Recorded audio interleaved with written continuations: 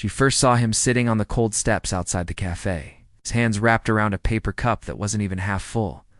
His clothes were torn, his hair unkempt, and the winter wind bit at his skin like it was trying to erase him from the world. Most people walked by without even a glance, but Emma stopped, not because she pitied him, but because there was something in his eyes. Calm, focused. Not the eyes of a man lost, but of one quietly observing everything. "Would you like something warm to eat?" she asked. He looked up and smiled. "Only if you'll sit with me." She hesitated. Something about the way he said it made her heart tighten. "Before I tell you what happened next, tell me in the comments where you're re-watching from. I love knowing who's listening." Emma was a young architect in New York, her days measured in blueprints and deadlines. She passed that corner every morning, always late, always with her coffee clutched like armor. But that morning had been different. That morning she'd looked, called himself Marcus, said little, asked for nothing, seemed too articulate for the streets, too calm for the chaos around him. Yet, when she tried to press further where he came from, how long he'd been out there, he'd just smile and say, "Long enough to see what people hide when they think no one's watching." It haunted her. That night, she couldn't stop thinking about him, about those sharp, intelligent eyes set against the backdrop of ragged clothes. The next day, she brought him a sandwich, then coffee, then conversation. And before she realized it, Marcus had become part of her morning ritual.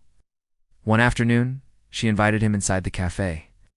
He declined at first, glancing around at the polished tables and glass walls like they were made of another world. But when she insisted, he finally followed. Heads turned. A man who looked homeless sitting across from a woman in a tailored coat. It drew whispers. Emma felt the eyes, felt the tension. But when Marcus began to speak, everything around her faded. I talked about design, not the kind she drew in blueprints, but the kind that lived in nature, in symmetry, in the way shadows curved across old brick buildings. He spoke of architecture as if it were poetry. She found herself leaning closer, captivated. "How do you know so much about this?" she asked softly. He smiled. "I used to build things," he said, "and I lost something that couldn't be rebuilt." She wanted to ask more, but he stood up abruptly, thanking her for the coffee, and left before she could say another word.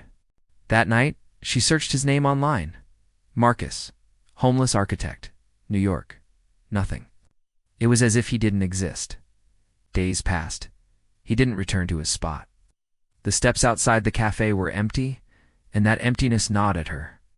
She'd started to care, and that realization scared her. She thought she'd never see him again. She was wrong. 2 weeks later, Emma was attending a charity gala, one hosted by her firm's biggest potential investor.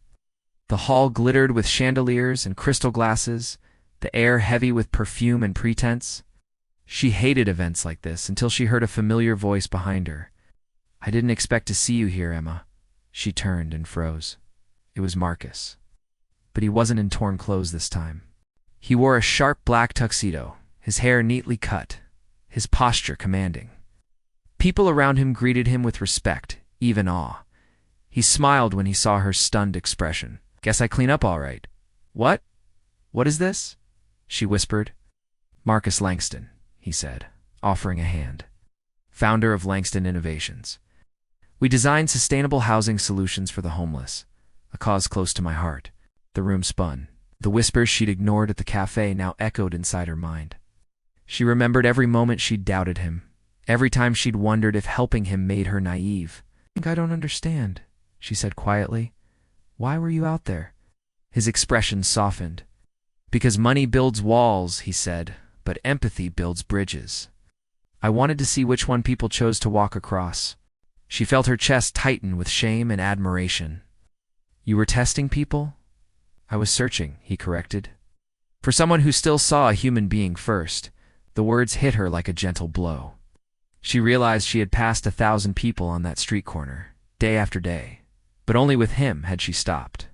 Later that night, when the gala ended and guests began to leave, Marcus found her standing by the glass wall overlooking the city lights. "You thought I was nobody," he said quietly. She still stopped. "That's what makes you different." She looked at him, eyes shining. "And you? You're not what anyone thought?" He smiled. "Most people aren't." Weeks later, Emma joined his foundation as a volunteer architect. Together, they began designing modular homes for those who'd lost everything clean. Beautiful spaces made with dignity and heart. She often remembered that first moment, the man with a paper cup and steady eyes sitting in the cold. It reminded her that not every broken thing is lost. Some are simply waiting to be seen. Because compassion doesn't ask for proof. It simply acts.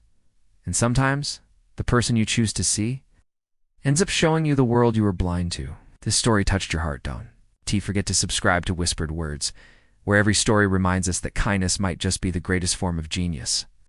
And tell me in the comments where you're rewatching from. I love knowing who's listening.